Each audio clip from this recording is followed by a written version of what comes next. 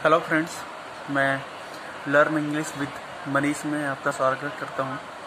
आज हम लोग पढ़ेंगे टेंस के बारे में। इसके पहले मैंने 9 ग्रामर के ऊपर वीडियोस बनाए हैं, जो कि बेसिक इंग्लिश ग्रामर के बारे में वो लेक्चर्स हैं, मतलब एकदम ग्रामर के बेसिक के बारे में। हम और भी ज़्यादा बेसिक्स हैं जो मैं बीच बीच में पढ़ाता रहूँगा, लेकिन आज से मैं शुरू कर रहा हूँ टेंस की स्टडी। दोस्तों 3 लेवल पर की जाती है। पहला बेसिक लेवल पर, दूसरा कंपैरेटिव एनालिसिस पर, और तीसरा शॉर्टकट लेवल पर।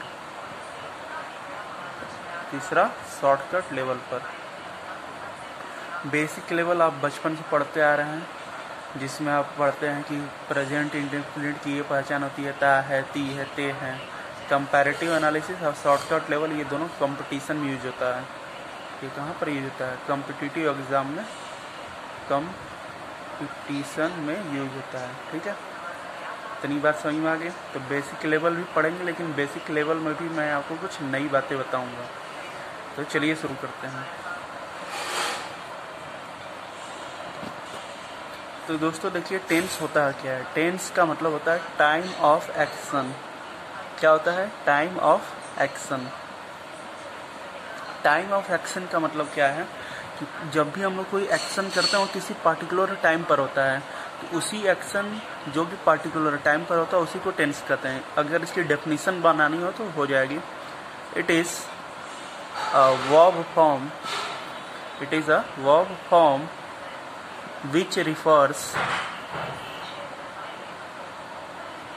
which refers to some specific point in time। ठीक है, तो दोस्तों दो चीजें होती हैं, एक होता है टाइम, दूसरा होता है टेंस। ठीक है, तो टाइम क्या होता है? स्टेट ऑफ चेंज को ही टाइम बोलते हैं। स्टेट ऑफ चेंज को ही टाइम बोलते हैं, मतलब कि आपकी अवस्था बदल रही है और वो अवस्था जिसके समकक्ष में हो रही है, जिसके समकक्ष मतलब जिसके रिस्पेक्ट में हो रही है, उसी को टाइम बोलते हैं। जैसे कुछ देर पहले मैं यहाँ लिख रहा था और कुछ देर बाद अब मैं यहाँ लिखने लगा, तो इसमें जो स्टेट ऑफ चेंज आया ये किसके रिस्पेक्ट में? वो टाइम के रिस्पेक्ट में हुआ। ठीक है, तो टाइम मतलब क्या होता है? स्टेट ऑफ चेंज होता है। टेंस मतलब क्या होता है? टाइम ऑफ एक्शन, जैसे मैंने अभी आपको बताया। ठीक है, तो ये टेंस की डेफिनेशन होती है। It is a verb form which refers to some specific point in time. अब आप सोचेंगे कि टेंस कैसे वर्ब की फॉर्म होती है, इसको भी समझा देता हूँ। ये है दोस्तों टाइम ऑफ एक्शन। टेंस क्या होता है? Time of action. तो एक्शन मतलब आप जान ही रहे हैं क्या होता है। एक्शन को हमारा एक ही पार्ट्स ऑफ स्पीच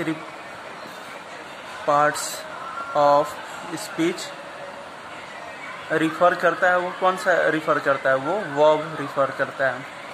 एक्शन को एक ही पार्ट्स ऑफ स्पीच रिफर करता है, वो कौन सा होता है? वर्ब होता है। ठीक है, अब वर्ब दो टाइप के होते हैं, एक हेल्पिंग वर्ब, एक मेन वर्ब। ठीक है, और एक आपकी हैपनिंग वर्ब भी होती है, वो जो मैं आपको जब वर्ब पढ़ाऊंगा तब मैं आपको वहाँ पर समझाऊंगा। ठीक है, तो वर्ब देखिए, वर्ब भी आ गया इसमें। अब देखिए वर्ब का क्या यूज होता है, इसको जानने के लिए अब आगे मैं बता रहा हूँ, अब ध्यान से समझिए। दोस्तों अभी मैंने बताया कि टेंस क्या होता है? टाइम ऑफ एक्शन होता है। तो हम लोग एक्शन को समझने से पहले हम लोग पहले थोड़ा टाइम को समझते हैं। ठीक है दोस्तों, अभी जो फिलहाल टाइम चल रहा है वो हमारा प्रेजेंट है। जो हमारा फिलहाल टाइम चल रहा है वो हमारा प्रेजेंट है। प्रेजेंट वो है जो टाइम अभी हम लोग एक्सपीरियंस कर रहे हैं। उससे कुछ देर पहले की बात करें तो वो हमारा पास्ट हो गया। अब पास्ट वो टाइम होता है जिसको हम लोग एक्सपीरियंस्ड कर चुके होते हैं। ठीक है, उसके बाद आता है तीसरा हमारा फ्यूचर। बहुत से जो बड़े बड़े ग्रामरियन हैं उनका मानना होता है कि फ्यूचर नाम का टेंस नहीं होता है। उनका क्या मानना होता है? फ्यूचर नाम का टेंस नहीं होता। इसलिए मैंने ये डॉट लाइन बनाई थी, क्योंकि फ्यूचर नाम का टेंस नहीं होता है। क्यों नहीं होता, इसका रीज़न मैं जब आपको मॉडल ऑक्सिलरी पढ़ाऊँगा तो वहाँ पर दूंगा। तो वहाँ पर इसका आंसर दूंगा। अभी के लिए बस आप इतना जान लीजिए कि फ्यूचर नाम का टेंस नहीं होता, क्योंकि बड़े बड़े ग्रामरियन बोलते हैं और उनका लॉजिक भी है और लॉजिक से मैं सहमत भी हूँ। ठीक है। तो अभी आपको इतना समझ में आया कि टाइम को कौन कौन सा रिफर किया, प्रेजेंट किया, पास्ट किया और फ्यूचर किया। और एक्शन को रिप्रेजेंट करने वाला पार्ट्स ऑफ स्पीच हमारा क्या होता है, वर्ब होता है, ठीक है। और वर्ब की कुल 5 फॉर्म्स होती हैं। वर्ब की कुल कितनी 5 फॉर्म्स होती हैं, 5। पहला वर्ब का फर्स्ट फॉर्म, दूसरा वर्ब का सेकेंड फॉर्म, तीसरा वर्ब का थर्ड फॉर्म, चौथा वर्ब के फर्स्ट फॉर्म में आईएनजी और पांचवा वर्ब के फर्स्ट फॉर्म में यस या ईएस, ठीक है। इतनी होती हैं। अब इन्हीं सब के इस्तेमाल से हम लोग टेंस का निर्माण करेंगे। अब आप देखेंगे कैसे। आपको आज तक ये बात पता ही नहीं रहा होगा, लेकिन अब मैं बताऊंगा, ठीक है। तो चलिए आगे देखते हैं दोस्तों। अब इन 5 वर्ब की फॉर्म्स को कैसे इस्तेमाल करते हैं ये भी मैं आपको दिखाता हूँ। देखिए, टाइम ऑफ एक्शन मतलब टेंस हुआ। इसको और भी 4 पार्ट्स में सब कैटेगराइज भी किया जाता है। पहला इंडेफिनिट होता है। पहला क्या होता है, इंडेफिनिट होता है। दूसरा क्या होता है, कॉन्टिन्यूअस होता है। तीसरा परफेक्ट होता है। इसको परफेक्ट नहीं बोलते हैं, परफेक्ट बोलते हैं। तीसरा परफेक्ट होता है और चौथा होता है परफेक्ट कॉन्टिन्यूअस। परफेक्ट कॉन्टिन्यूअस, ठीक है। अब देखिए दोस्तों, जो इंडेफिनिट होता है, चाहे वो प्रेजेंट इंडेफिनिट हो चाहे पास्ट इंडेफिनिट हो। कॉन्टिन्यूअस मतलब प्रेजेंट कॉन्टिन्यूअस मतलब या पास्ट कॉन्टिन्यूअस। परफेक्ट मतलब प्रेजेंट परफेक्ट या पास्ट परफेक्ट। चौथा है परफेक्ट कॉन्टिन्यूअस मतलब प्रेजेंट परफेक्ट कॉन्टिन्यूअस या पास्ट परफेक्ट कॉन्टिन्यूअस। इंडेफिनिट में देखिए हम लोग दोस्तों वर्ब के फर्स्ट फॉर्म का इस्तेमाल करते हैं। वर्ब के फर्स्ट फॉर्म में यस या ईएस का इस्तेमाल करते हैं और वर्ब के सेकेंड फॉर्म का इस्तेमाल करते हैं, ठीक है। इन दोनों का यूज हम लोग प्रेजेंट में करते हैं, इसका यूज हम लोग पास्ट में करते हैं। मतलब हम लोग इसका इस्तेमाल कर लिए, इसका इस्तेमाल कर लिए। तो ये दोस्तों 3 चीज़ें यूज हो गई, ठीक है। अब हमारा कॉन्टिन्यूअस आया, तो कॉन्टिन्यूअस में हम लोग सदैव वर्ब के फर्स्ट फॉर्म में आईएनजी का प्रयोग करते हैं, चाहे प्रेजेंट कॉन्टिन्यूअस हो चाहे पास्ट कॉन्टिन्यूअस हो, ठीक है। तो अब ये भी इस्तेमाल हो गया दोस्तों, ठीक है। अब हमारा परफेक्ट आता है। तो परफेक्ट हमेशा हम लोग वर्ब की थर्ड फॉर्म यूज़ करते हैं। परफेक्ट में क्या यूज़ करते हैं, वर्ब की थर्ड फॉर्म का यूज़ करते हैं। अब ये भी यूज़ हो गया। लेकिन दोस्तों अब ध्यान से देखिए, इन 5 चीज़ यूज़ हो गया। अब बच हमारा क्या गया, परफेक्ट कॉन्टिन्यूअस। तो भैया अब इसके लिए तो कुछ बचा नहीं, तो उसके लिए भी तो कुछ हमको लाना होगा। लाना होगा कि नहीं लाना होगा, तो उसके लिए हम लोग क्या करते हैं, एक वर्ब की सहायता लेते हैं।